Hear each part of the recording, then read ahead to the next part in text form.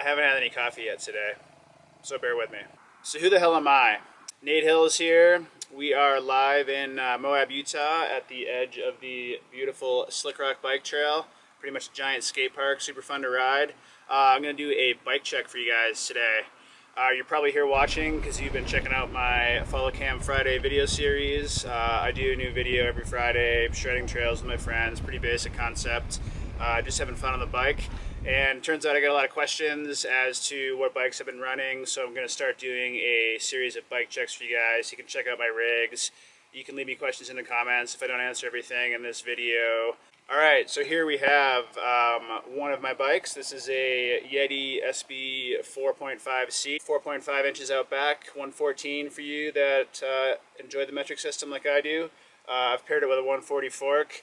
So what do I do with this bike? This is like my all-day trail weapon. I do some of the mellower enduro racing on it. It's surprised me at how capable it is on the descents.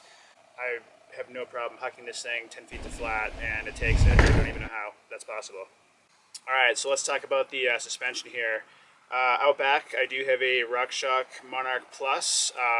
I weigh about 150 pounds with all my crap on my body, so I run about 160 in the air chamber. I do run a light tune on this bike. It feels better that way, I think. Light rebound and compression tune. And I also like some progression, especially with a short stroke shock like this. So I have 3 bands in there to take up some space, 3 volume spacers. It feels pretty good. It still feels supple this way, but it ramps up hard at the end and you're not hitting the bottom. We don't want to hit the bottom. The Switch Infinity technology on the Yeti gives it a pretty good mid-stroke support, and that's sweet. So a couple more bands in there adds to that feel. Out front, I have a RockShox Lyric 140. A little custom jobby there, a little shorter air shaft to get 140 out of a Lyric. I like the stiffer chassis on the Lyric, so I had those guys make me a little stubby fork to pair with this sweet bike. I'll run 3 tokens in that guy. Same thing, I like it to feel supple off the top, but ramp up hard at the bottom of the stroke.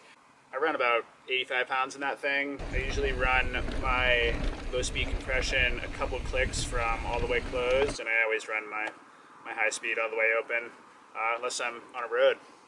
I do have a Maxell Stealth in there. Pretty sweet. It's basically a Maxell without the quick release. You need a 6mm to take the thing off, and it doesn't get caught on rocks when I'm smashing through things. Okay, so drivetrain. I am running SRAM's new Eagle X01. I have a 10 to 50 range out back, and I always run a 36 in front. Plenty of gear for climbing. You never get spun out. I mean, a 3610 is like, you have to be going 40 miles an hour to spin that thing out, so that's sweet for racing.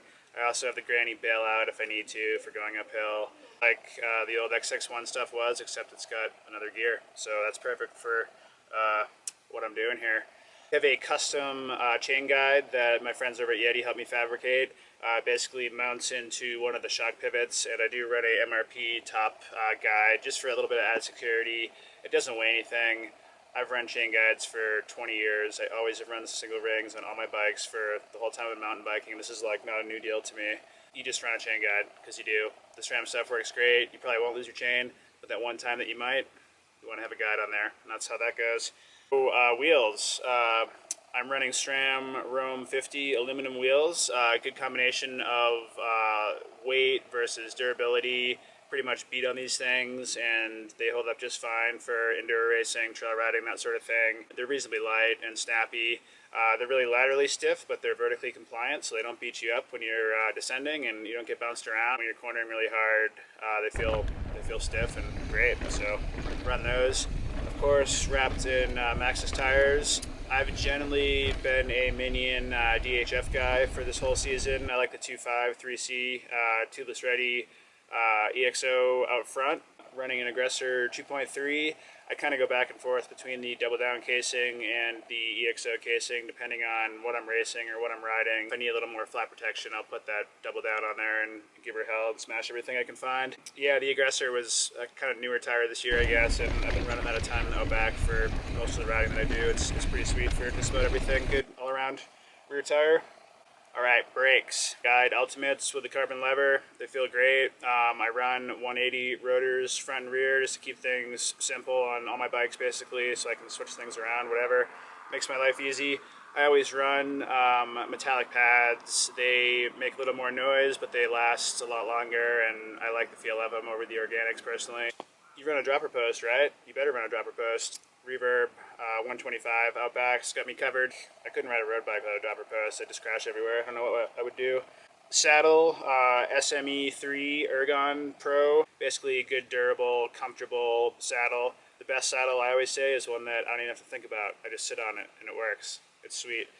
While we're talking about Ergon, I have some GE1 grips here. This is a newer rubber compound. It's kind of sticky and soft, and feels really comfy on the hands. Don't get any hand pump or anything like that. Cockpit here, I do have a new SRAM Descendant carbon bar on here, mated with the 50mm Descendant stem.